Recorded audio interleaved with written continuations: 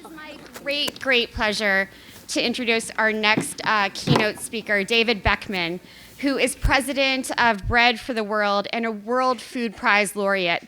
He has been president of Bread since 1991, an accomplishment that has made him one of the leading voices for alleviating hunger, poverty, and conflict around the world.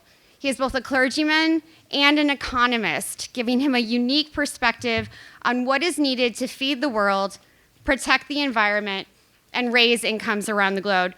I've known of his work and him for many years, and I'm incredibly inspired by what Bread has been doing, and so honored he could be with us today. Following David's remarks, Tim Carman, my favorite writer from the Washington Post, will moderate the Food Security and Conflict panel. Please join me in welcoming David Beckman to the stage.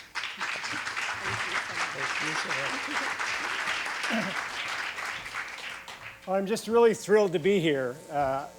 I love Food Tank, and I really appreciate all of you and the people who are participating remotely. You are clearly activists on food, and Bread for the World works to get activists connected to Congress so we can make political change. So I am delighted to be here.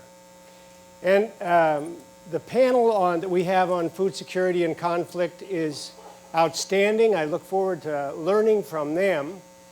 I want to start that out just with 3 points.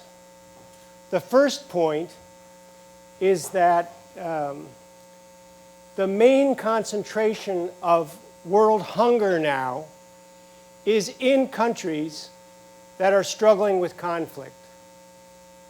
In 1990, there were about 2 billion people in extreme poverty in the world, but we've made unprecedented progress against hunger, poverty, and disease in the last couple of decades.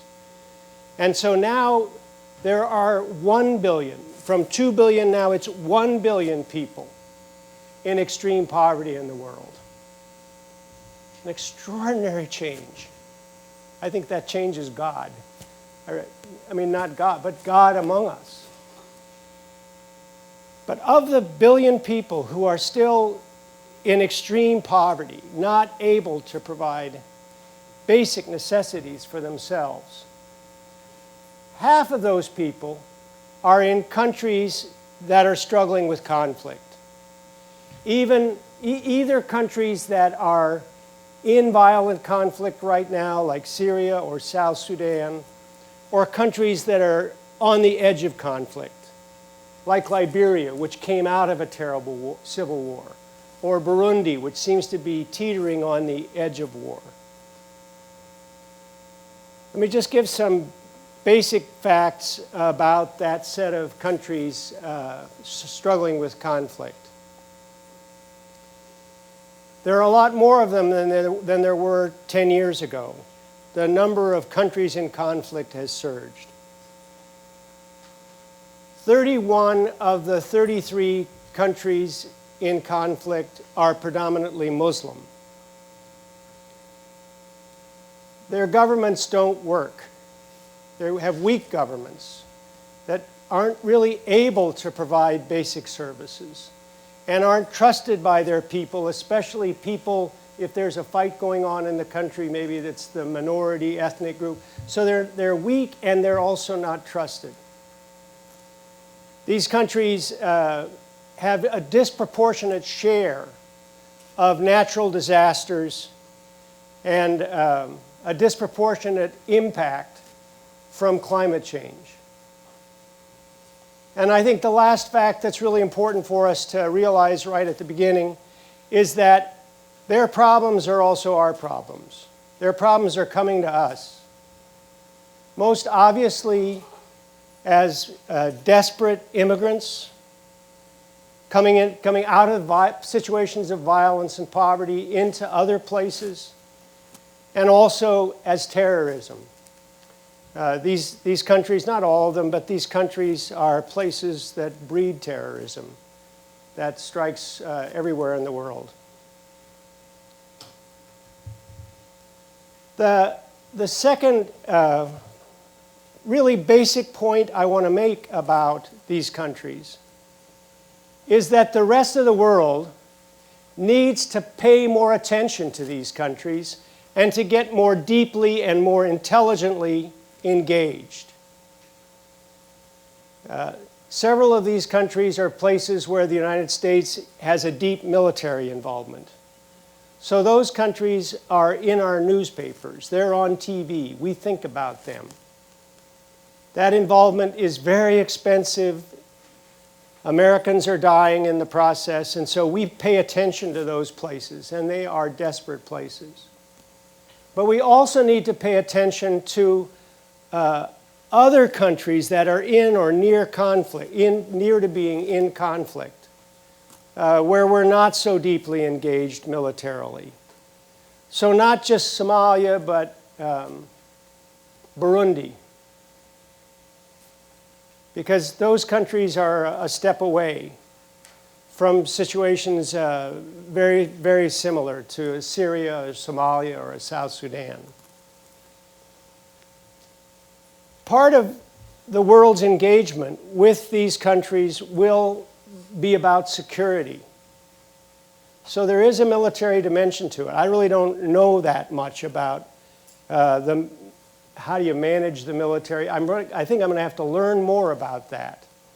What's very clear is that what we need to expand is the engagement of humanitarian and development assistance in these countries. And that humanitarian and development assistance need to become one thing. So it's not just that you wait for the next famine and then send in the humanitarian troops. I don't mean to trivialize that, but we've thought about humanitarian assistance as, oh, you go after a typhoon, then you send people to take care. But these are countries where there are humanitarian disaster, and then 5 years later another one, and then 5 years later another one. So these are long-term problems, and humanitarian and development assistance need to go together. These countries face daunting problems, and our tendency is to say, oh, you can't do anything about that. But Bangladesh used to be considered a basket case. They've made tremendous progress against poverty.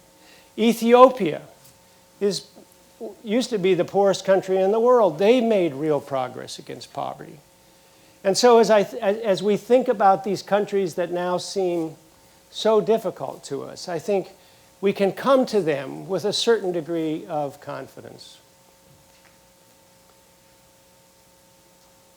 Not that we can solve all their problems, but we can help. We can at least offer to help.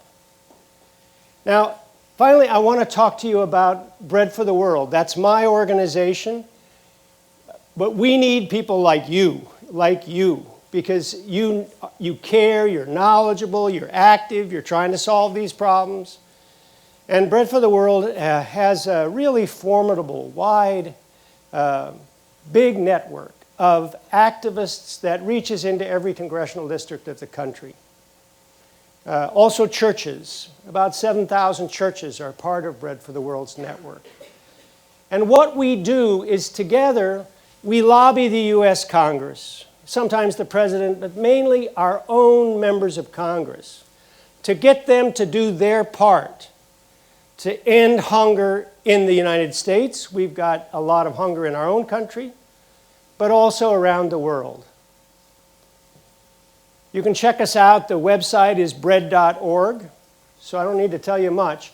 But what I do want to tell you is that over and over again, we have found that concerned people working together across the country really can move Congress on these issues. And we are able to win substantial changes for hungry people. Let me give you just one example. In 2014, we worked together with several other organizations, including Oxfam. Ray Offenheiser from Oxfam's on the panel.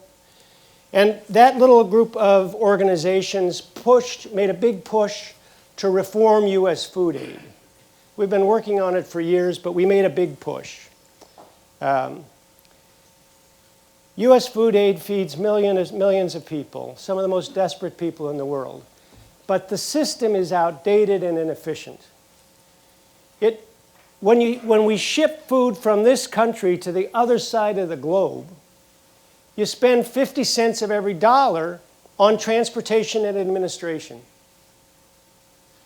And lots of times you can get food, you can get what the people really need, you can get it to them, and you can get it to them a lot faster at a lot lower cost if you buy food near where it's needed. So over the course, what we had to do was convince Congress to allow us this flexibility. There are people who make money out of the current system, and they fight us. But in 2014, we were able to win enough additional flexibility so that now, every year, an additional 1.5 million people, 1.5 million of the world's most desperate people, are getting food assistance, and it's not costing U.S. taxpayers anything. The example I like best is all the Syrian refugees in Turkey and Lebanon and Jordan, because it makes no sense to ship them bags of corn-soy blend from Iowa.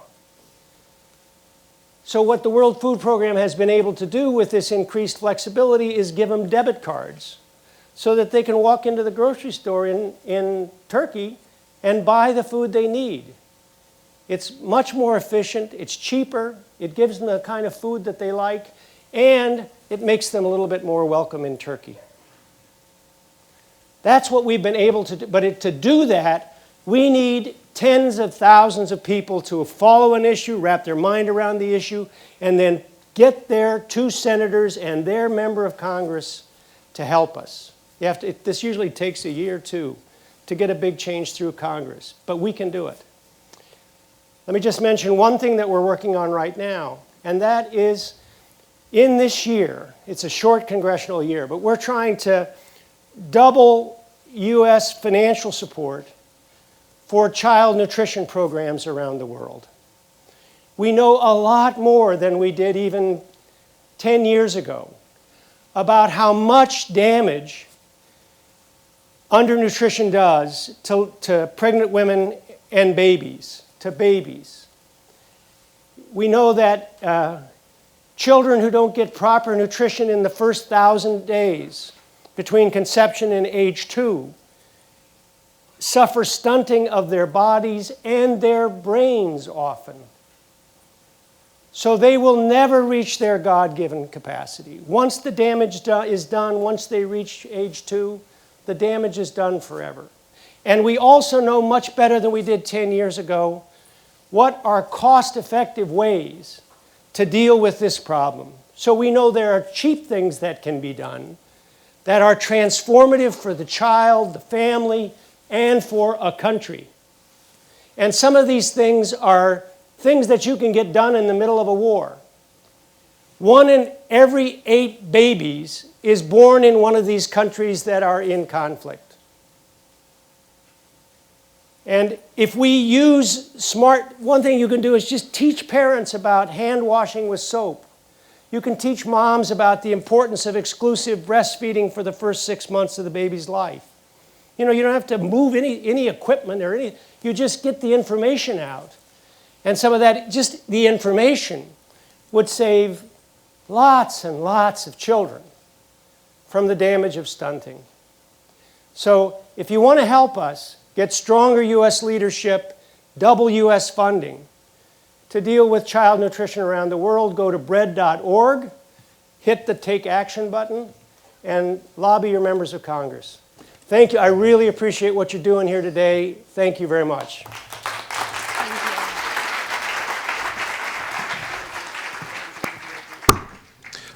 Ladies and gentlemen, please welcome your moderator, Tim Carman, Washington Post.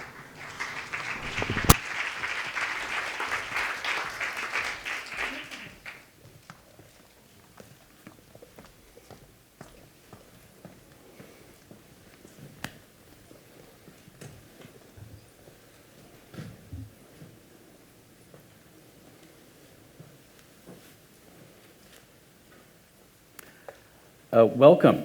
How's everyone doing? All right, you're holding up? Good. Well, we have a very distinguished panel here today. 6 people who are deeply involved in food security issues.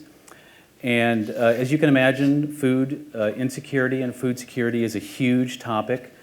Instead of trying to give you a broad overview, I think the best thing to do would just be to drop right into the conversation, and you'll get a quick sense of how broad food insecurity is. And I want to start the conversation, and we're going to keep this a little open-ended, so feel free to jump in, although please don't interrupt, but jump in. I want to start with Allan, jury, and I'm sorry, I couldn't remember all their titles, so I've got them written down here. Allan is the Vice President of Public Policy and the Senior Advisor for the World Food Program. And among other things that you've been doing, Allan, you've been monitoring the Syrian refugee crisis. And I think this is a good place to start, because I think we're all familiar with this. It's been in the news. How has this been affecting not only just the refugees and their ability to eat on a daily basis, but the host countries that ended up taking the refugees? How is this affecting the ability for refugees to eat and the countries, the host countries, to feed them? And what are organizations doing to deal with this situation? Well, thank you very much. The Syria situation is just the most dramatic illustration of what we have as an unprecedented number of displaced persons and refugees in the world today. Over 60 million, more than at any time. We used to say, till about 6 months ago, it was more than any time since World War II. But now it's actually surpassed that number.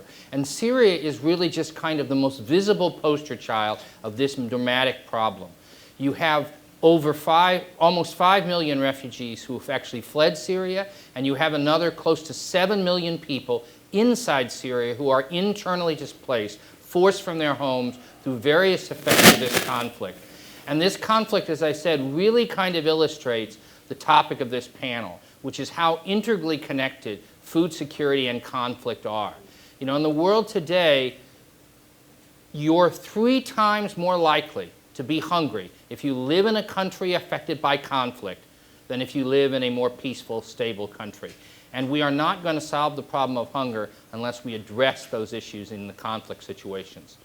Specifically with regard to Syria, you have a situation in which there are massive violations of human rights and denial of humanitarian access and benefits within Syria. All sides, but particularly the Syrian government, we can't get to all the people that should be helped. There's a lot going on. The World Food Program, I'm actually part of WPUSA, which is an NGO that supports the World Food Program, which is a UN organization. The World Food Program tries to reach about 4.5 million people inside Syria every month. Access problems do affect people in so-called hard-to-reach areas, but still we are consistently able, with our partners, to get food to close to 4 million in most months. Outside of Syria, as Tim said, you have this challenge of massive populations in the other countries in the region. 1 in 4 people in Lebanon is a Syrian refugee. Close to 1 in 7 in Jordan are. So that puts tremendous strains on the local population. Most of them are not in camps. They're in some form of urban or semi-urban settlement. And the international community is trying to provide assistance to those people. As David said in his keynote just before, we're trying to do it through vouchers and programs that allow them to use local markets. So the local communities don't see these refugees as sort of people sitting there getting some sort of assistance while they get nothing, but they see them as people who are customers and clients and helping build an economy in their own country. Up until this year, the international community was woefully short of the funding, and we had to cut the rations to those people.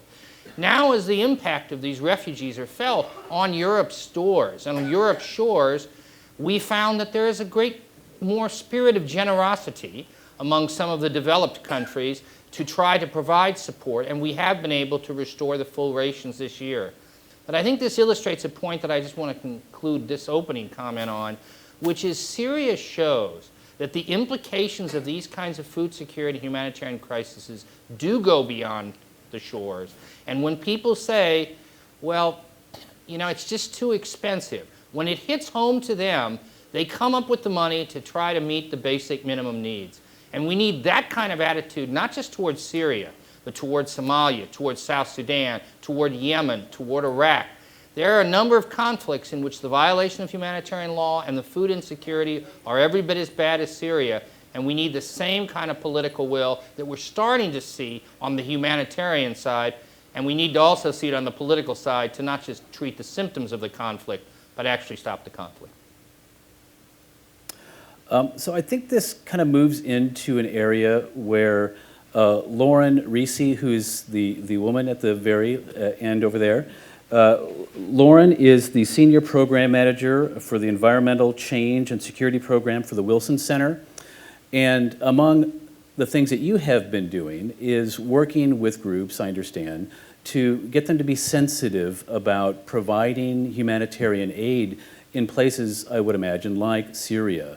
Because there was something that you described to me in an email called the spaghetti bowl, and this was a very complex term here, the spaghetti bowl, about where if you pull one thread, several others will follow. And this is to your point of, if you're providing humanitarian aid in a country like Syria, you have to do it sensitively as to not create bigger problems or escalate the current conflict. I'm wondering if you could give a sort of example of, a humanitarian aid that did complicate an issue, and what you do to then avoid such things. Sure. We focus on humanitarian aid and also development assistance, and where you need to be connecting communities within those communities and them to each other in order to give aid in a way that's not going to fuel existing tensions or existing food insecurity. So the connection between food and conflict is horrendously complex. And the spaghetti bowl analogy was one that a senior diplomat used when speaking at the Wilson Center. He said, you try to pull just one strand, something like food prices, which Colin will be able to talk about, but you're going to get a whole host of other strands with it, like climate change, like the politics, conflict. So how do you untangle those strands and cut the cords between food and conflict? Well, you need to start by understanding that the food-conflict connection goes both ways. So to be food smart, you have to be conflict smart. And to be conflict smart, you also need to be food smart. Now, it sounds simple, but it's not happening in practice. And you're all food people, so you know what silos are. Well, our foreign assistance is in silos. So food people work on food, water people work on water, health people work on health, and they all have their own jargon, they have their own funding, and they have their own tools. So, the U.S. government has a program called Food for Peace. It's 60 years old, more than 60 years old, and provides emergency food aid to developing countries. But despite its name, Food for Peace, it's really focused until recently on delivering food and not on peace. And it's not because they know that conflict interacts with food security and affects food security and vice versa. It's just that they struggle with what that means for their work. And so it's just not in their wheelhouse. So this is really the challenge, is getting those communities the resources to understand how these connections interact. So, but the good news is that it is changing, and that the international development community is realizing that this siloed approach to poverty alleviation doesn't work. So Food for Peace is now actively working with partners to ensure that their work is preventing conflict. It is reducing risks to things like natural resources and climate change, and their new strategy will explicitly recognize the importance of taking these steps. So before you get to a case like Syria, you have a case like the Horn of Africa, where there is a history of famine and conflict, but there are programs on the ground that have been successful in recognizing that if you are working to build peace in a community, you will also reap the benefits of increased food security. So this is the connections there. So backing up a little bit, in these small communities in developing countries, most people don't own the resources that they rely on. They don't own the land and the water that they rely on for their food and livelihoods. So you have situations where there's, these arable land and waters are becoming they're becoming more scarce because of growing populations, because of the challenges brought on by climate change. And they need to be able to negotiate who has access to what resources and when.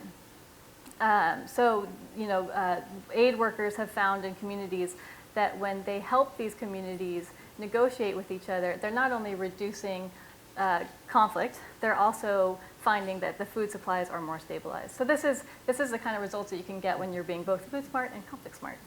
Can I just? Of course. Yeah. Hi, everybody. I'm Colin Hendrix. I'm at the Korbel School at the University of Denver and the Peterson Institute for International Economics here at home. The thing I just wanted to piggyback on what you were saying there is the fact that at the end, the types of interventions that you were talking about, where you're basically engaging in kind of trying to rebuild some of that social capital Right. and social trust that is so often one of the casualties of the conflicts that we're talking about. So I like to always kind of say that the first casualty of war is the truth. The second is a full stomach, which is getting at what Allan was saying earlier, that conflict is an incredible contributor to acute food insecurity.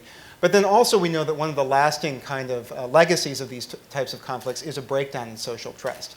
And to the extent that we can use these kind of food system resiliency interventions and planning to bring people together in the post-conflict society, you can make that what seems like part of emergency programming or immediate kind of post-conflict reconstruction actually can facilitate peace building, which is thinking about some of the underlying drivers of conflict and the kind of social polarization that occurs in conflict contexts. So you're really addressing an immediate need, but you're also establishing a basis for preventing a return to conflict in the future. So I wanted to, and this may not be related, but I'll just kind of throw this out to anyone. But in listening to you, Lauren, talk about how to provide aid without creating more conflict, like you read about humanitarian efforts in any country where there's starvation and hunger, where they drop food and it instantly becomes a political tool. It gets seized by the government. It gets seized by the military. How do you begin to deal with that? How do you prevent that from happening, or can you? And please, anyone, just if you've got thoughts. Yes. I'm Kimberly Flowers, Director of Global Food Security at the Center for Strategic and International Studies. One of my main messages often is that food is both a consequence and a cause of conflict, which is everything that sort of we've talked about today. And I think part of it is, humanitarian aid is really, it's a Band-Aid, and it's a Band-Aid over a bullet wound that doesn't stick. So you have to think about the long-term solutions and the agricultural development programs that can work with smallholder farmers and others so they can feed themselves even in times of a crisis. So it goes back to resilience, which Lauren could even talk more about. That's more in her area of expertise. But I think the other thing to say is that kind of what you just mentioned, Tim, is that food is a political commodity. It's used as a weapon of war, either on both sides as a recruitment tool by insurgent groups to bring people in. It's used for governments to starve communities out. So that also goes back to governance and how are we going to address the underlying governance and policies so that when a crisis hits, we're a better place to respond in general. Yeah. To respond to that, I'm Johanna Mendelson, Forman at the American University School of International Service. And Kim is absolutely right. All of this gets back to the governance question. And it's not only after conflict, but before conflict. Yeah. If you look at the structures of many of these places that are in a state of chaos or are subject to conflict, it's because the governing institutions were weak to start. And when we do reconstruction, if you look at the plans, for example, that we have in USAID or the State Department, food security is often an afterthought that's left to the humanitarian groups and isn't calculated into the reconstruction of ministries. So we'll take care of the banks, which, don't get me wrong, it's important to rebuild the banks and have a right to do contracts for import and export, but you also have to look at the ministries who are distributing the social safety net things that people need after conflict. And we also know that the window is very small in those periods. We have about 6 months when the fighting stops to get things right. And if that doesn't happen, we go back into conflict, and I think that's often where we are today. Well, I would imagine, Kimberly, this is, I guess, more to what you're doing with trying to build up local food systems instead of, having throw the humanitarian Band-Aid on it. Like, how do you begin to deal with, a country that just got out of perhaps a large-scale war and doesn't have the resources to farm? You're dealing with a first-world country like the United States, where we have every resource available to us to do large-scale farming. How do you bring any sort of agricultural tools to a conflict zone, or just a country that recently came out of a conflict zone? Sure. Well, I think one thing to step back and think about is the United States really has an economic and security interest here. So when you look at the rural poor, 70% of their primary income is tied to agriculture. In a lot of developing countries, 1/3 of the GDP is tied to agriculture. So a lot of these conflict places, Syria is a great example, is that their economy was once very much tied to agriculture, and this conflict breaks down these food systems, disrupts infrastructure and markets and you name it.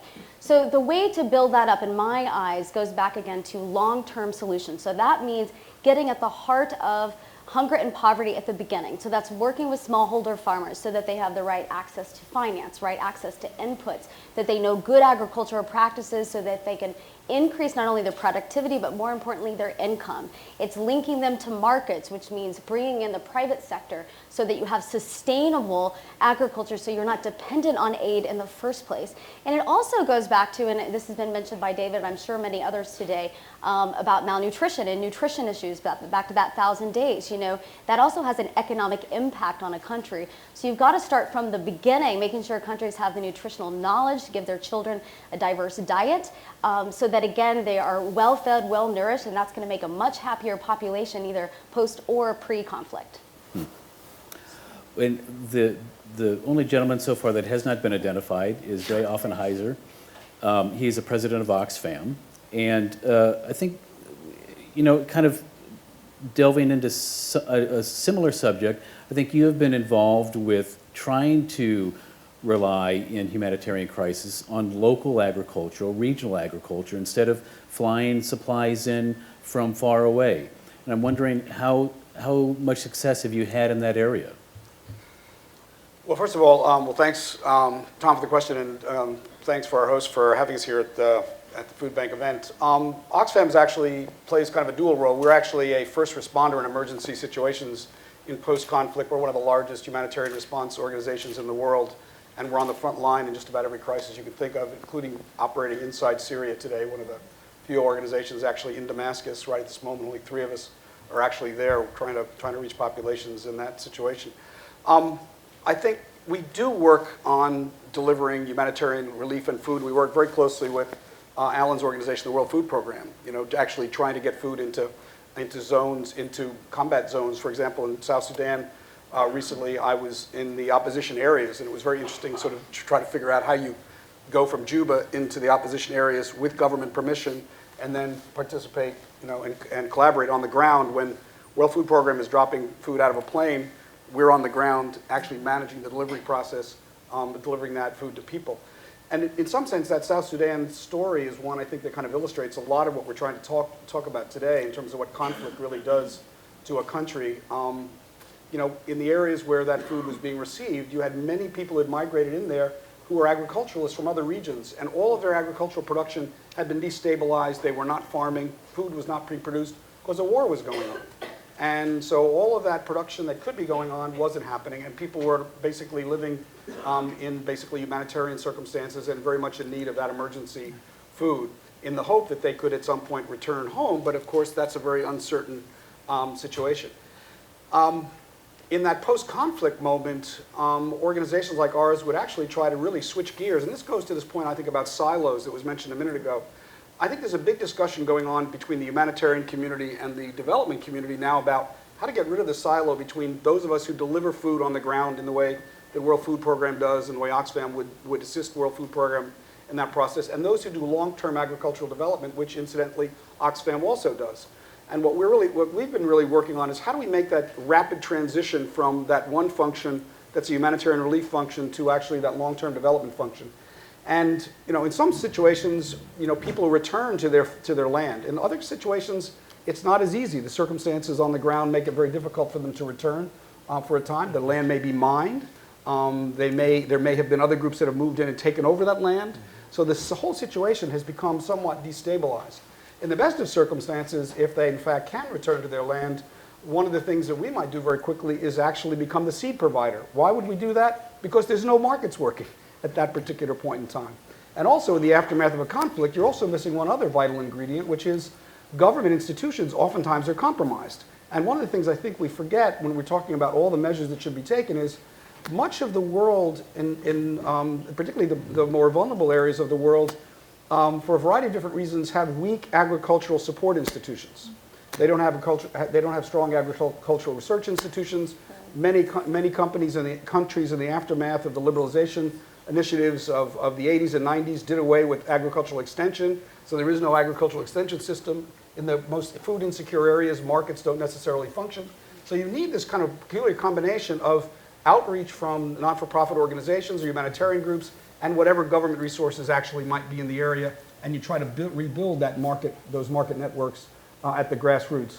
We firmly believe that one of the priorities has to be investing in small farmers, precisely because small farmers around the world produce 85% of what the world eats, but they don't get credit for that, and the investment in the agricultural systems on a global level don't necessarily go to small farmer crops and the systems that support small farmers. Instead, there's kind of a working assumption that we're going to move small farmers to the cities. There's kind of a working number that presumes that 75% of the world's population will be in cities by, like, say, 2050 is one of the estimates, which then presumes we're going to have a fossil fuel-led agriculture that's very industrialized like the United States.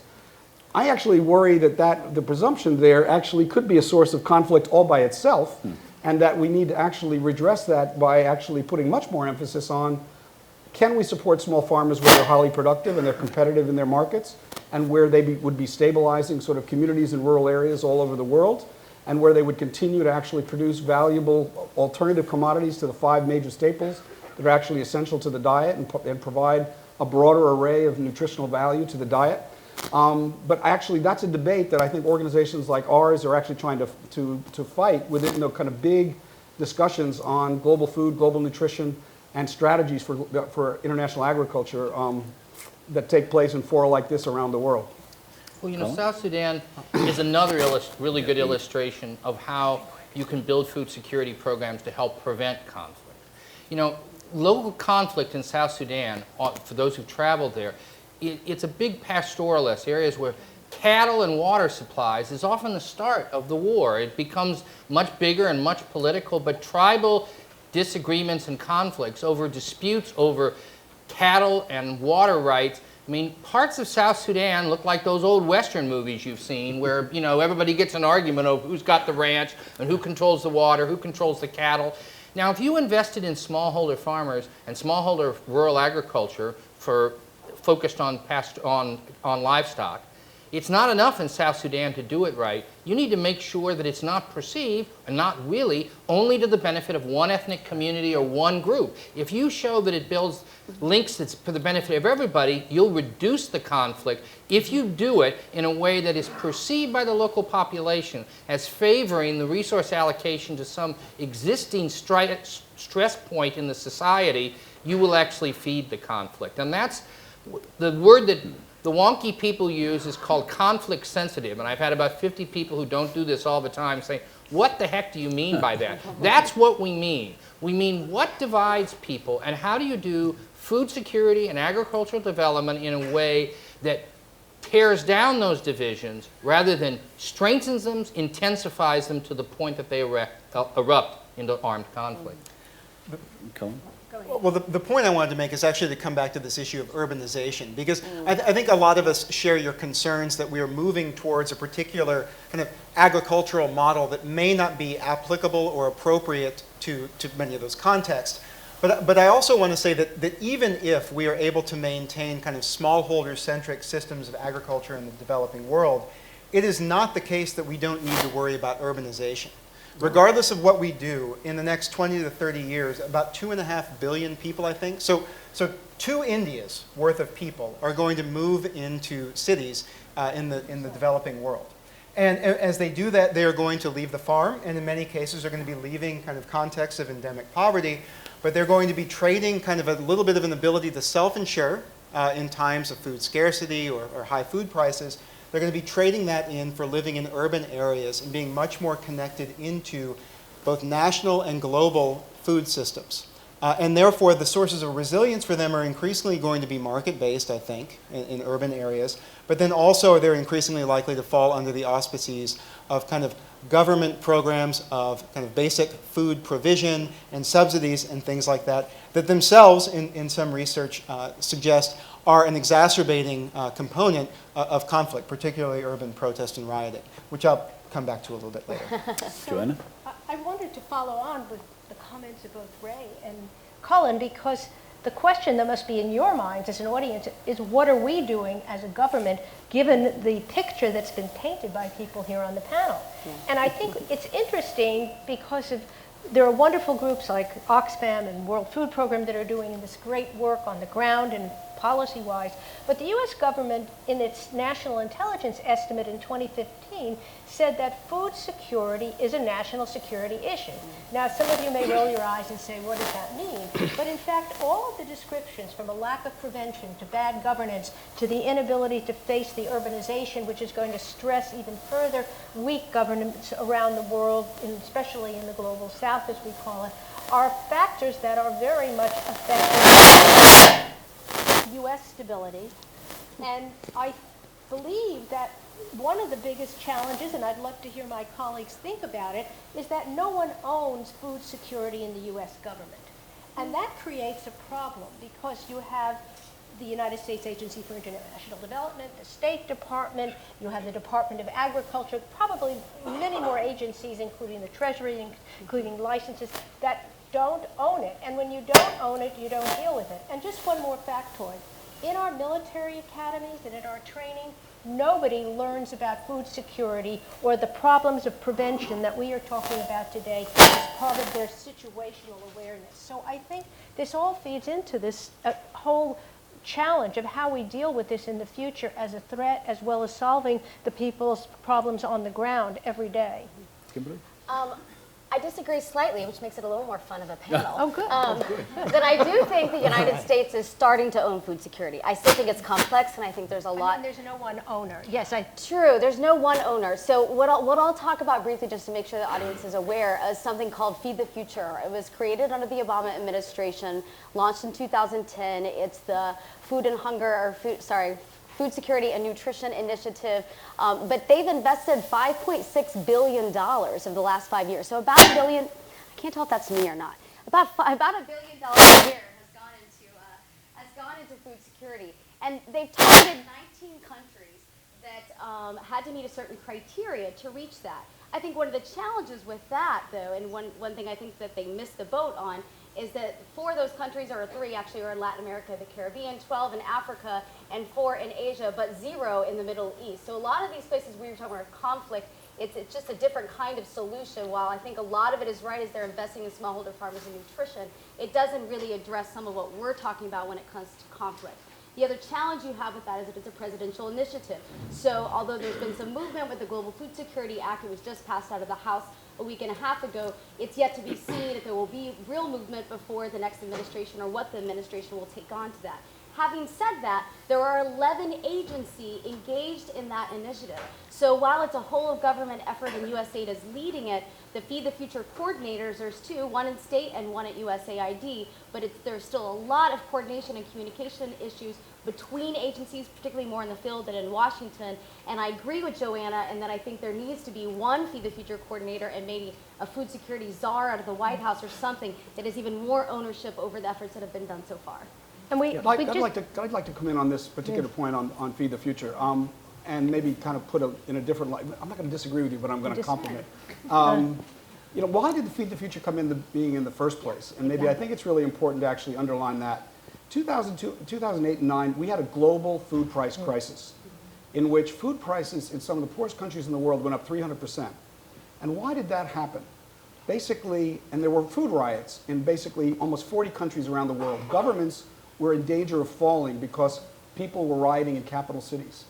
And what happened was the world kind of got caught flat-footed and didn't realize that we had depended for many, many years on massive global surpluses of food that had disappeared. And actually, our global agencies, the FAO and so forth, that are responsible at Rome, through the UN, to tell us that we might have been facing a surplus crisis there, didn't tell us that and didn't see this coming, even though there were things that were happening around the world that might have signaled that. There was a 7-year drought in Australia that actually was undermining wheat production in Australia. There was a similar kind of drought and heat wave in Russia, also undermining wheat production in Russia. Oil prices went through the roof, increasing production costs as well, so driving prices up. And you begin to see the link between fossil fuel prices and food availability and the ability of people to buy fertilizer, because you end up needing fossil fuel and energy for both transport as well as for the production of fertilizers. So there was this kind of this perfect storm. The world was caught flat-footed. The World Food Program had a real problem because it couldn't afford to buy the food it needed. So we suddenly woke up to the fact that our whole global food system was really, really, really fragile. And the World Bank was in panic mode. They were actually out asking for billions of dollars to come in to cover the needs of the World Food Program and to invest in agriculture. And suddenly, after many years of neglecting agriculture and the assumption that we didn't need to invest in agriculture, there was a wake-up call to the world that we needed to think about food production in a very, very serious way, replenish surpluses, think about these systemic stresses. And then one of the most important things that came out of that was to realize the implications of climate change, which we haven't talked about at all in this panel yet, on food systems globally. Why was there a drought in Australia for 7 years? What happened in that Russian heat wave, extreme weather? Why were pastoralists overrunning sedentary agriculturalists in Darfur, creating a conflict in Darfur? You could actually say the Darfur conflict might have also been climate related. And Syria was also, Scientific American has an excellent article right now, and I think this month's issue, on how climate change could be credited with causing the war in Syria. Because basically what happened was the farmers left the rural areas, they went to cities, they weren't getting jobs, conflict ensued, and the rest of us, the story we know. The same thing can be said about Libya, where wheat prices went up and people were rioting in the streets because they couldn't buy bread. So we've got to really look at this climate issue. Now the good news is there was a climate summit in Paris. The world came together. There were some real commitments that were made at that summit by governments, by the private sector, not-for-profit organizations. It was really historic. It was a historic meeting. But I think all of us here who care about food security should leave this conference today obsessed with the fact that food security could be a major driver of conflict going forward and a real destabilizer of agricultural systems all over the world. And no matter what kind of an agency we may have running the US government, they can't control for a drought in Australia. They can't control for some of these externalities that we're talking about unless we deal with the carbon crisis. We've never been good on early warning, though. And that has been historically the case. And until we mesh those two, whether it's under a food czar or whether it's under a national intelligence function, we have to be cognizant of that. And we also have to have other nations be involved in that, because we know that the connections are there. Cullen just wrote a recent report about the linkages between food and war, but they're not clear and they're hard to talk to an average person about. So the kinds of things, whether it's Feed the Future, which was a good response to a crisis, doesn't deal, we're always fighting the last war. The future is the urbanization question, and Feed the Future is not addressing the urban issues, which we know are going to be challenges. We see it happening already in places like China. Well, let me, Lauren, I think you had something to say, and then I wanted to pull it over to a topic that I think that Cullen is informed and about. I can help with that. I think that, sorry, my point I think has sort of gotten lost, I think, in the last couple of minutes. But on Syria, I think it's really important that we're careful about making direct links between something like climate change or something like food security and conflict, because it's always way more complicated than a one-to-one direct cause. Syria is really interesting because there's a lot of focus on the conflict now, but and Ray touched on it, but prior to the conflict, there was a 3-year drought that there's been studies out that can connect the duration and the intensity to climate change. But there were also subsidies that were pulled back from the government, and that caused, within a 3-year period, 800,000 farmers in northeast Syria lost their livelihoods. And so I think that the connection to what the government is doing is a really key connection that Colin can talk about. Can I address that point directly? No. I'm going to anyway. So hi. Right. So raise your hand if you remember the massive population displacement and widespread hunger that occurred in South Africa in the early 90s as a result of 2 year-on-year, 1 in 100-year droughts that occurred. Now, you don't really remember that occurring because it didn't happen in that way, right? And this points to the importance of context. Yeah. We had a similar type of sort of climatically or hydroclimatically sort of created kind of challenge. But the governance context in which that challenge is taking place is incredibly important for whether or not this is going to lead to widespread kind of grievances around loss of livelihood or around food prices. So if you have an exclusionary regime that's based on catering to the interests of a very small minority of the Syrian population, which is what you have, you're unlikely to see policy responses that are geared towards dealing with the grievances and the problems of people living in the hinterland until they come home to roost, so to speak. When that occurs in a place like South Africa, which is coming out of international sanctions, is transitioning to a more democratic, more inclusive government, you get much better policy responses that are able to address those types of grievances and acute food needs and income needs for farmers before they ever boil over into that level of mobilization. Well, to keep it with you, Cullen, so now food insecurity can be caused not only by climate change and not only by conflict, but as you have been studying, it can be created by trade bans, and which creates price hikes.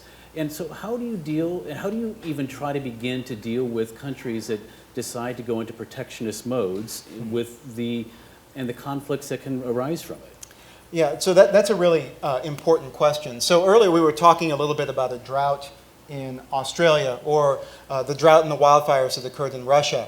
Now, those kind of events obviously they did not occur in the places that experienced the most kind of acute instability because of them, right? So we saw in Russia a drought that had political effects in the Middle East and North Africa in the form of the Arab Spring, where food-related kind of grievances were one of the mobilizing factors.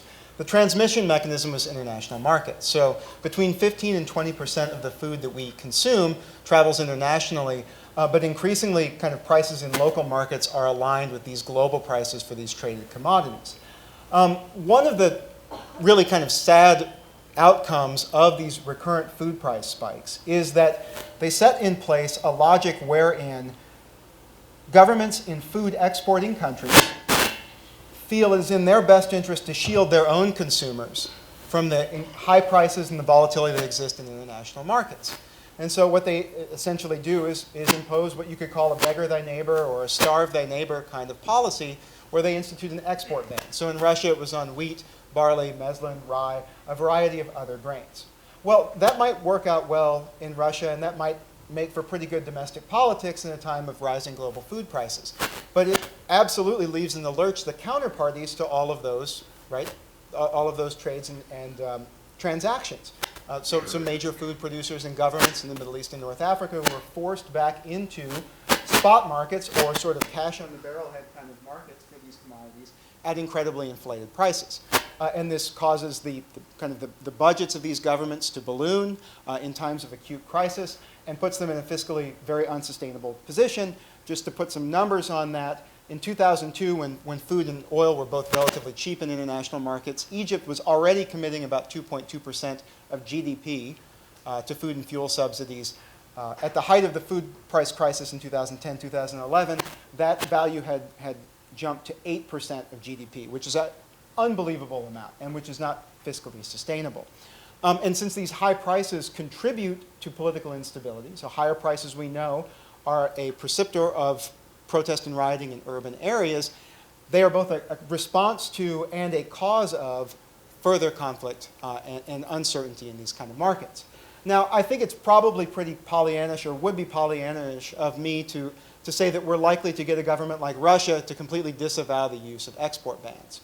But one of the things that we can do as the United States, as a major agricultural trader, and also as a very kind of desirable destination for agricultural exports from other countries, is try and build into our trade agreements provisions for moderating the use of export bans, or at the very least requiring governments that are thinking of instituting these things in price crises, requiring them to engage in consultations with their counterparties, so that the import-dependent countries at least have some time to plan ahead and try to address what they know is going to be an impending shortage. The United States, regardless of what you think of the other merits of the Trans-Pacific Partnership, especially in the agricultural realm, one of the things that it was very successful in doing was putting into place with our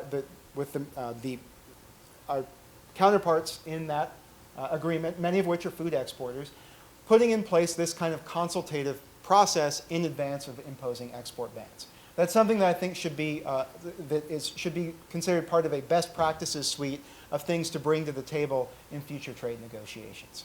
Ray, I think you had something to add. Just a compliment. I mean, I think a lot of what Colin said, I mean, I agree with entirely. I mean, we saw that use of those export bans and export tariffs in the midst of that crisis. But they're not something we've seen used generally. I mean, we've seen them in those crisis moments. But I think one of the other things maybe to remember about the global food system, and maybe if we take a slightly longer view, is that, in many of the poor countries that are food insecure, the poorest population live in the rural areas and they live in agriculture.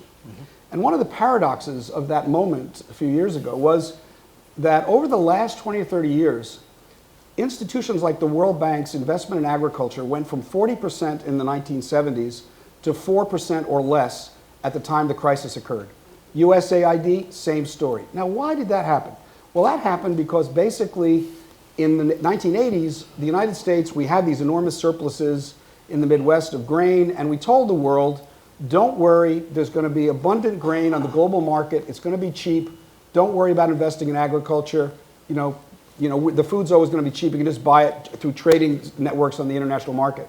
Well, lo and behold, 2008, 2009, we had the first collapse of that surplus premise. And so suddenly these countries are going, my goodness, should we actually reinvest in agriculture? And then we get Feed the Future, which actually is a sensible response. But I think it raises a really serious question about the extent to which, instead of assuming, if you're a country in Africa where you basically are not investing at all in agriculture, in fact, in agriculture, believe it or not, many of the countries were investing less than 2% of their budget in agriculture, even though their populations are poor, living in rural areas, and are farmers, because they were buying the food cheap on the international market and importing it and then spreading it out across the country and paying for transport to do that, rather than building their own strong agricultural sectors. And make it worse, because of that liberalization argument, they basically said, well, if we're not going to invest in agriculture, why do we need an agricultural research system? Why do we need rural extension? Why do we need all the things that sustain an agricultural system? So they deconstructed the entire system that would sustain food security at the national level. I mean, so we ended up kind of, in some sense, almost undermining at the national level through our own national policy and argument to the rest of the world, to almost get out of agriculture because we're going to take care of you. Well, that premise died in 2008, 2009, and countries have had to rethink their investment in agriculture.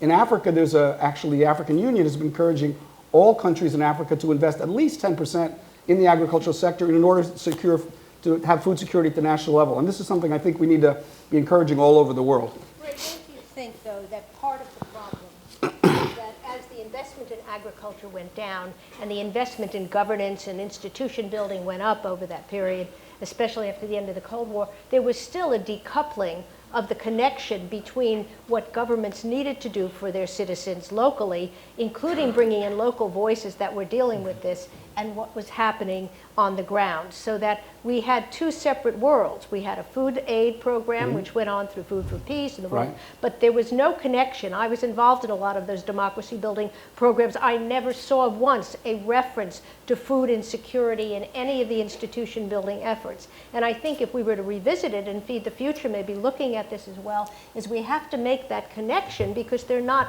separate parts that can be kept apart. They have to be joined together, as Kimberly said, that it's all about governance. You can't prevent things if you don't have a system where people have confidence in the way they work.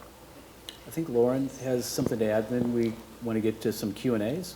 Sorry, so the Food for Peace, though, is recognizing that. So their last 10-year strategy mentioned conflict as a possibility. This 10-year strategy that they're working on now, they're actually working with the Office of Conflict Management and Mitigation at USAID and the Resilience Center, and are trying to incorporate into their guiding principles responses to these other factors that influence food security. So I think there is movement on that. And I think I love the idea of having a food security czar. I also don't want to build another silo. So it needs, it needs to be somebody that, there needs to be food security people. But this is comparable to when we thought about HIV/AIDS that were killing off millions of people in Africa. We created PEPFAR at the beginning of the Bush administration. People were dubious about it, but the centralization of AIDS support, the happening at the UN of a special session of the Security Council on AIDS, elevated that issue to something that helped create market supports for vaccine development. And we need to do the same thing with food, because it's not only our country. You need to create market supports so people who want to invest in agriculture in the developing world feel safe and secure.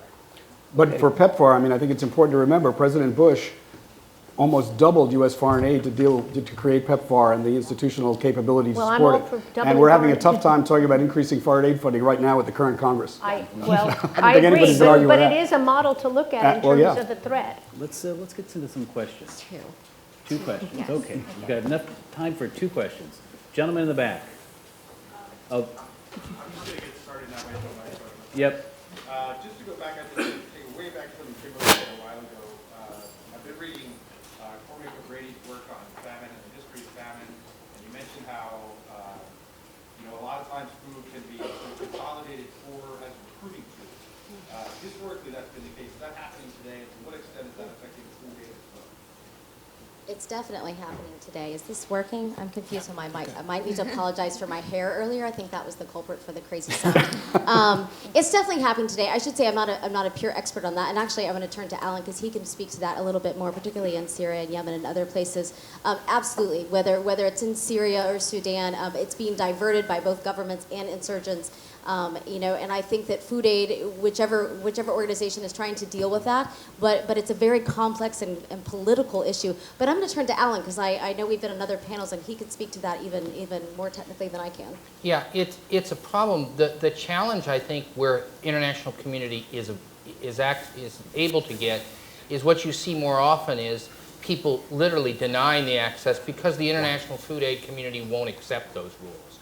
So in Syria, ISIL tried to seize and did seize some shipments, started to impose some conditions, and basically the international aid community said, we can't live with those conditions. And then they say, well, if you can't live with them, we're not going to let your trucks in.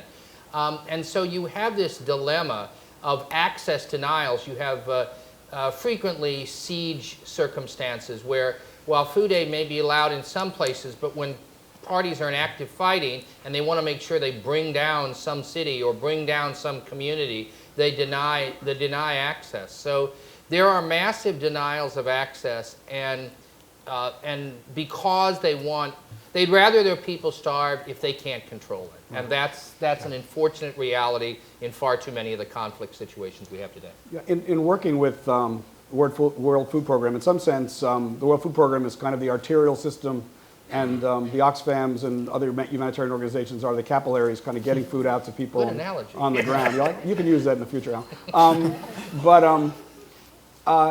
The most egregious case of this, though, was work we were doing in North Korea some years back, where literally the population was eating grass, and the food we were trying to get in was being hijacked to feed the army. And literally, we were trying to work with UN agencies to intervene and stop it, and we just couldn't, and we just stopped.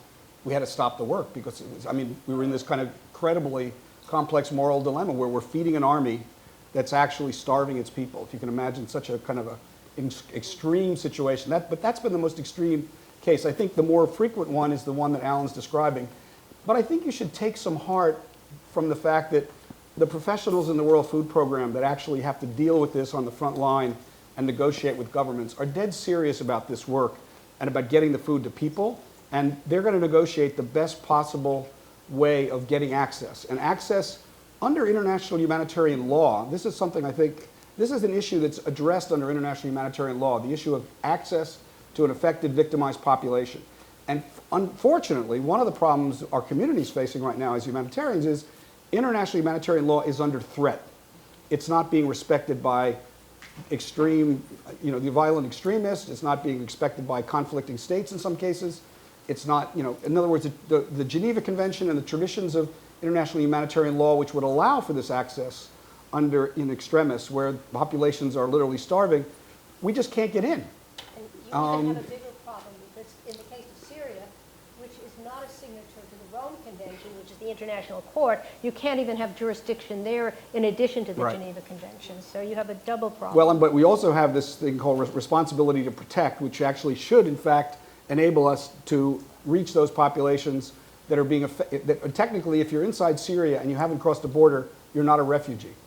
So under international law, Syria still has sovereignty. So for those of us trying to do humanitarian work in Syria, in effect, we have to be, technically we have to be in consultation with the Syrian government, or we're acting illegally. And there's a lot of what you might call cross-border, technically illegal relief work going on that a lot of organizations are not talking about, but they're actually doing it very courageously and under extremely difficult circumstances. The UN had a big debate some years ago about how do we deal with a Darfur, which was kind of the sort of the emblematic case, where you have an internally displaced population that is starving, and what does the international community do about that? What's the moral dilemma that we have to confront? Should we be sending troops in there to Darfur to actually secure that access? Should the international community do that? And we didn't do it there. We tried everything we could do to actually mount one of the largest humanitarian response initiatives probably in the last 50 years. But in Syria, we've got a similar kind of situation that has actually been caught up in the geopolitics between Russia, the United States, Turkey, and the larger region. So we're not even talking about responsibility to protect, to reach that we're talking about 6, 7, 8, 9 million people that are actually living as internally displaced populations with no food, water, and other services in Syria today. I know you got another question, but I'd leave this by only saying we've talked about other problems, but as I said earlier in Syria, despite all these situations and access, we're able to deliver assistance in the WFP to nearly 4 million people a month. That's 500,000 we want to get to, we can't get to, and that's terrible, but we're still able to reach with situations in which we have controls and the food isn't being seized, 80% of the people we're trying to reach. And while I'm depressed that we're not at 100%, I don't want people to go away feeling it's hopeless. Let's not do any food aid because all of it just gets stolen by armed elements because they don't. That's not the case. So I understand the clock on the wall is not accurate, but let's see if we can squeeze one quick question. Hi, we had an earlier panel on uncommon partnerships. I'm just curious to hear if you had any examples of really creative partnerships, perhaps between public and private sector. I could offer one. We talked a bit about resilience on the panel, and I think I suspect you've heard about that concept through the course of the day. One of the things that a lot of us are worried about is how do we deal with some of these climate impacts in areas where we're seeing more frequent droughts. And in the case of Ethiopia, Oxfam has a very interesting effort where we're trying to create weather-indexed insurance and a weather-indexed insurance product. And what we have done is we try to figure out, well, first of all, how do you lower the cost of executing a program like that? And so we're collaborating with Columbia University's Earth Institute that's doing satellite evaluation of evapotranspiration throughout a whole region of northern Ethiopia as a way of measuring crop losses at a micro level. And Swiss Re is actually supporting this initiative in terms of the work we're doing, providing reinsurance to an Ethiopian insurance company that's actually providing the insurance for any losses through an agricultural co-op that's also collaborating with a microcredit program. Now, and then these are all small, very poor farmers that are living in an area where the soils are good, but the water is the real issue. So one of the things we realized as we were trying to implement this program was some of the people could actually pay the premiums for the insurance, which are relatively small, but some of the people couldn't. But they were part of a government social safety net program in Ethiopia that actually provides cash for work to about 8 million people, and it's supported by the World Food Program. And what are they doing when they're working? Well, they're actually producing climate-proofed they're climate-proofing their agricultural systems by building terraced agriculture, check dams, water tanks, anything they can do to preserve water to actually ensure that their agricultural production will actually be regular and predictable in years when there's kind of unpredictable rainfall. And so the World Food Program, we're collaborating with the World Food Program to support those people that can't pay the premiums. But as time goes on, and as the agricultural systems are stabilized in the area because of management of water, they will then be able to pay the premiums, and we'll actually be able to execute an insurance program there with products that I think are now serving something like 20,000 people. We're now taking it to other regions where they don't have to, the farmers are paying market rates and it's not being subsidized. And World Food Program is taking it to, I think, 3 other countries, if I'm not mistaken. That's correct. So that's a very complex set of partnerships that includes the UN, an insurance company, 2 insurance companies, Yep. a microcredit group, Columbia University, and farmer co-ops on the ground. I don't know if we can get more complex than that. And Oxfam. I'd just like to add that in urban areas where youth are most vulnerable, there is a lot of work going on with chefs around the world to try and train young people who are living in poverty into culinary professions. And that's when you need a little bit more stability. But I just got an email from somebody in Tripoli in Libya who was sending me links to restaurants that were training people. So there is hope in a world that is very dispersed, that people can learn skills, and food is one path to that skill. And I think Food Tank is, of course, illustrative of that. It sounds like we need to work on a food security czar for the next administration. All right. I think we should But debate. before we think that's the solution, just remember what happened to the last real czar. That's a great point to end on. I want to thank Tim and our panelists. Let's give them a round of applause, please. Thank you very much.